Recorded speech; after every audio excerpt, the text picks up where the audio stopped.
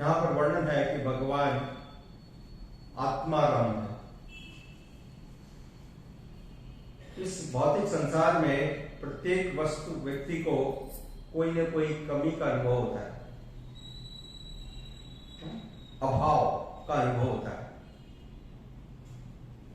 धन का अभाव, वस्तुओं का अभाव, घर परिवार का अभाव, सबको कोई ना कोई चीज की आवश्यकता है। वो मिलने पर उनको लगता है कि संतुष्टि होगी।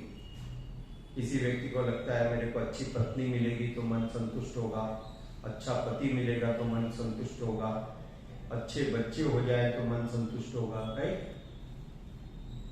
बिजनेस अच्छा हो जाए तो मन संतुष्ट होगा। तो बाहर की कोई चीज, वस्तु प्राप्त करने की आकांक्षा है। वो वस्तु मिलने पर, वो व्यक्ति मिलने पर पूर्णता को प्राप्त करेंगे, कंप्लीटनेस, ऐसा सोचते हैं। परंतु भगवान आत्माराम, आत्माराम यानी उनको ऐसा बाहरी कोई भी वस्तु, कोई भी व्यक्ति, किसी की भी आवश्यकता नहीं। वो अपने आप में पूर्ण संतुष्ट रहते हैं। Is fully satisfied in himself. उनको किसी भी चीज की आवश्यकता नहीं। ठीक है, इस बात को पहले समझना पड़ेगा। उनको किसी भी चीज की कोई आवश्यकता नहीं है। क्यों?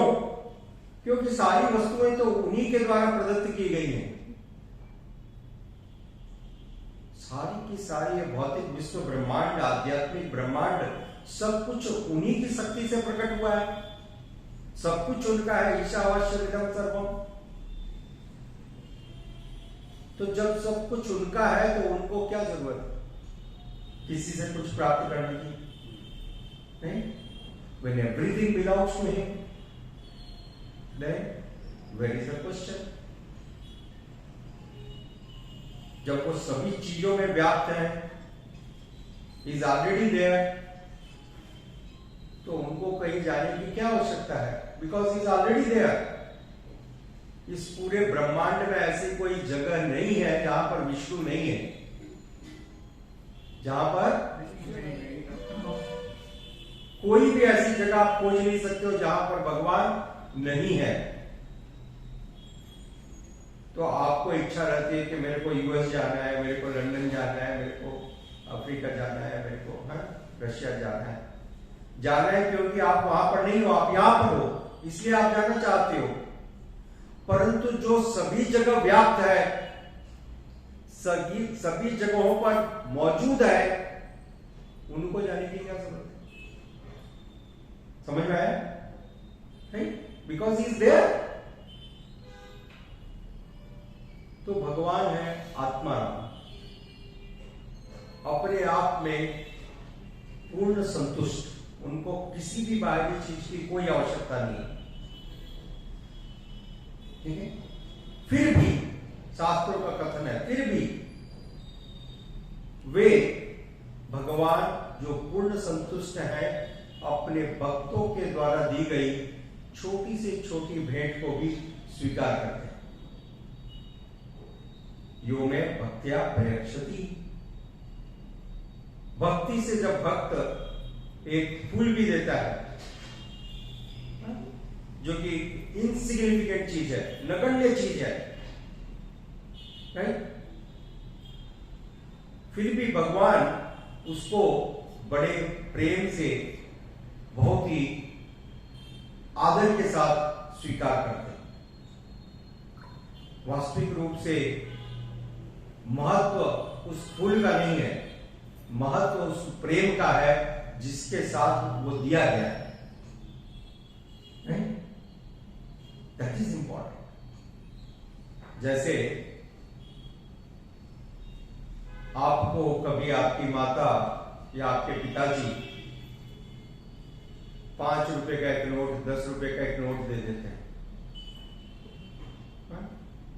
अरे क्या 10 रुपए की कोई वैल्यू है? परंतु आपको कितना अच्छा लगता है। ये नोट मेरे पिताजी ने दिया है, राइट, जमा करके रखो इसको, लॉकर में डाल दो, मां के हाथ का दिया हुआ नोट है? तो बात रुपए की नहीं है, फीलिंग्स की बात होती है, फीलिंग्स की, भावनाओं की बात है। और भगवान अपने भक्तों के हृदय की भावना को बहुत ही सम्मान करते हैं।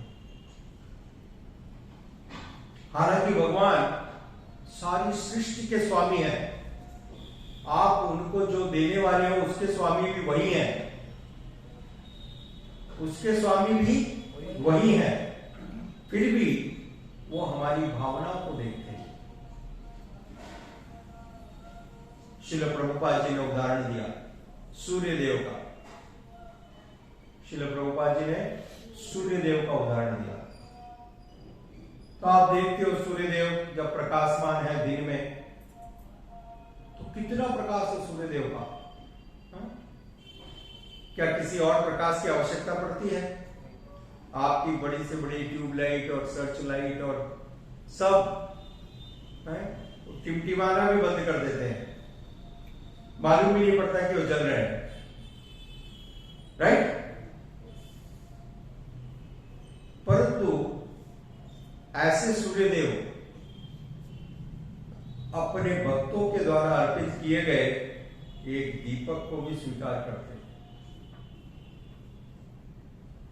बड़ी से बड़ी लाइट उनके सामने कोई महत्व नहीं रखती, परंतु एक छोटा सा दीपक, क्योंकि वो दीपक एक भक्त दिखा रहा है। महत्व किसमें है? भक्ति में। भक्त प्रेम से, नहीं तो सूर्यदेव को क्या अर्पण कर सकते हैं आप? What is possible? क्या उनके समान कोई ग्रह प्रस्तुत कर सकते हैं? क्या उनके समान प्रकाशवान कोई वस्तु इस संसार में है? नहीं है, तो असंभव है।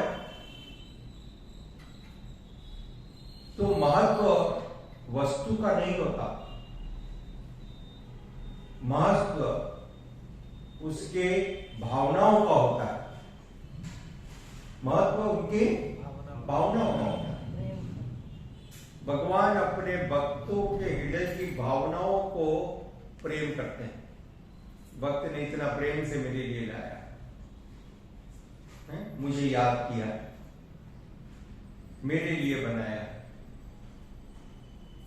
ये भावना भगवान को प्रसन्न करती है, ये भावना भगवान को संतुष्ट करती है। जो पूर्ण संतुष्ट है वो भी संतुष्ट होते हैं। भगवान तो पूर्ण संतुष्ट है, परंतु वो भगवान भक्तों की इन सेवाओं से संतुष्टि प्राप्त करते हैं, प्रसन्न होते हैं, जबकि वे आत्मा राम आप्त काम है। भगवान का एक नाम है सत्य संकल्प। भगवान का नाम है सत्य संकल्प। सत्य संकल्प का अर्थ है भगवान को कोई भी कार्य करने की जरूरत नहीं है, कोई आवश्यकता नहीं है उनको, उनकी इच्छा मात्र से सारे कार्य संपन्न होते हैं। Just is desire. यदि उनकी इच्छा हो गई कि रावण की मृत्यु, तो रावण की मृत्यु होनी ही है, कोई नहीं बचा सकता। तो आप कहोगे कि भाई उन्होंने फिर ऐसा क्यों किया, लंका गए, युद्ध किया, सेना के द्वारा आक्रमण किया, इतना सब करने की क्या जरूरत थी? तो जरूरत कोई नहीं थी, ये एक लीला है। हाँ? ऐसा किया जिससे भक्त आज गुणगान करते हैं, और इन लीलाओं के द्वारा भक्तों को इतना आनंद प्राप्त होता है, क्योंकि भक्त भगवान के साथ प्रेम का आदान प्रदान करते हैं, लविंग एक्सचेंज भगवान के साथ।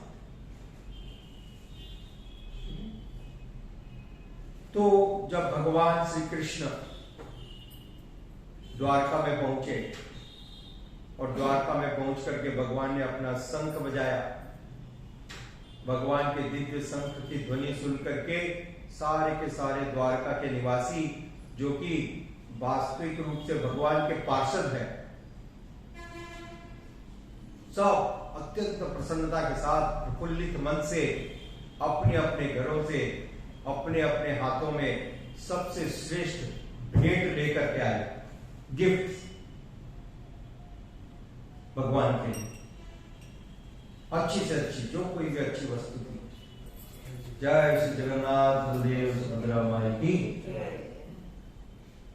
तो अच्छी से अच्छी भेंट लेकर के आए और वो भेंट उन्होंने भगवान को अर्पण की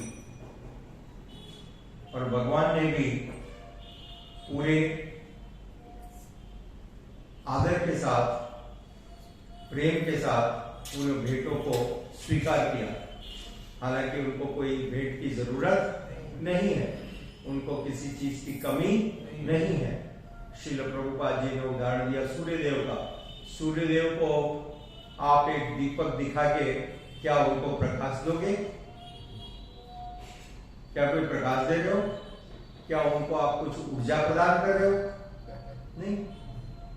फिर भी सूर्यदेव स्वीकार करते हैं, प्रसन्न होते हैं, ठीक है ना? तो उसी प्रकार से भगवान भक्तों के द्वारा प्रेम और भक्ति से अर्पित की हुई सेवाओं को सहर्ष स्वीकार करते हैं। यह है भगवान और भक्तों के बीच में प्रेम का संबंध। भगवान और भक्तों के बीच में प्रेम का संबंध। श्रील प्रभुपाद जी ने लिखा, भगवान परम पिता है। भगवान सारे पिताओं के भी पिता है। आप सोचते हो मेरे जन्म का कारण मेरे पिता है? हमारा क्या विचार है? मेरे जन्म के कारण मेरे पिता है, और उनके जन्म का कारण उनके पिता है, और उनके जन्म का कारण उनके पिता है। तो इस प्रकार से एक का कारण दूसरा है, परंतु कहीं से तो ये परंपरा प्रारंभ हुई, कहीं से तो प्रारंभ हुई ना। तो भगवान सारे पिताओं के पिता है। भगवान का एक अंश आत्मा के रूप में हम सबके हृदय में विराजमान, ठीक है? इस कारण से हम जीवित कहे जाते हैं, हम लिविंग बीइंग हैं, क्योंकि भगवान का एक अंश हमारे हृदय में विराजमान है। और जब वो अंश निकल जाता है तो हम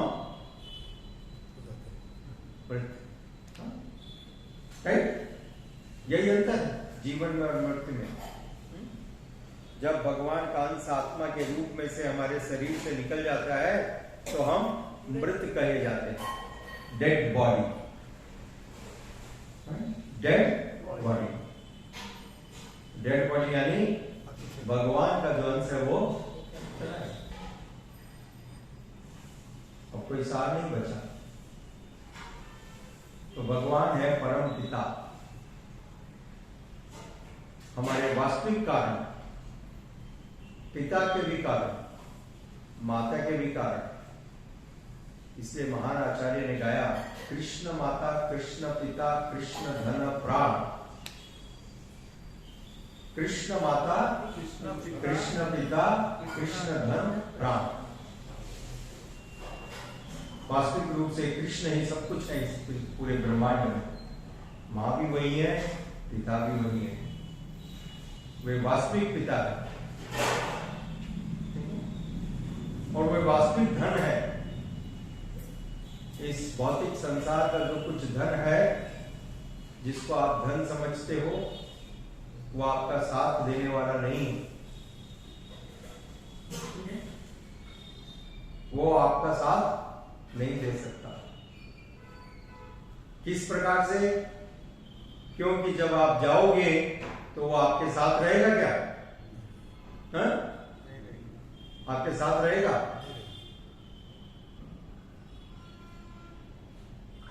एक कुर्ता भी खुलवा दिया जाता है,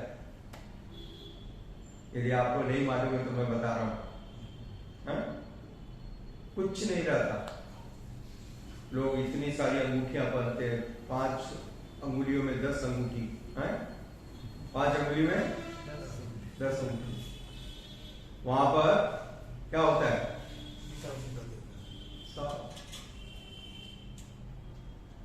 सब उनका कुछ नहीं। कफन भी समझा रहे? कफन को वो पुरोहित ले जाएगा, समझ गए? वो पुरोहित ले जाएगा, तो आपके साथ कुछ भी नहीं जाएगा। जो कुछ है वो यहां जल जाएगा, शरीर भी नहीं जाएगा। ठीक है? शरीर भी नहीं जाएगा। तो इससे मालूम पड़ता है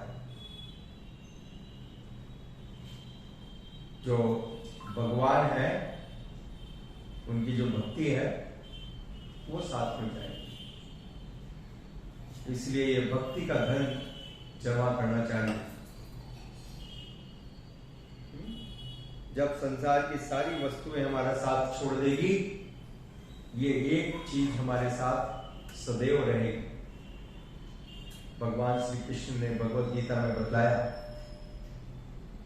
थोड़ी भी संपन्न की गई भक्ति मनुष्य को बड़े से बड़े भय से रक्षा करती है। और भक्ति शाश्वत है, भक्ति कभी समाप्त नहीं होती, भक्ति कभी विनष्ट नहीं होती।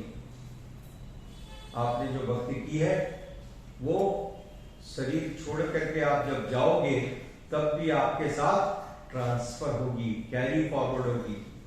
अकाउंट जानते हैं ना, उसमें क्या कहते हैं, बैलेंस शीट में carry forward, right? Profit loss account carry forward होता है। तो भक्ति ऐसी है, भक्ति समाप्त नहीं।